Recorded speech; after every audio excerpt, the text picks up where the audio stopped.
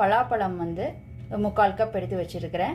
ஒரு 17 சொலை இருக்கும். கொட்டையை நீக்கிட்டு எடுத்து வச்சிருக்கிறேங்க. பச்சரிசியும் பலாப்பழமும் வந்து சம அளவு போட்டிங்கன்னா தான் டேஸ்ட் நல்லா இருக்கும். இந்த பச்சரிசியை நல்லா 2 தடவை கழுவிட்டு ஒரு 2லேருந்து 3 மணி நேரத்துக்கு ஊற வச்சுக்கலாங்க. இந்த ரெசிபி செய்யறதுக்கு 1/2 கப் வெல்லம் எடுத்துருக்கிறேங்க. இந்த வெல்லத்தை வந்து நம்ம கரைச்சி எடுத்துக்கலாம்.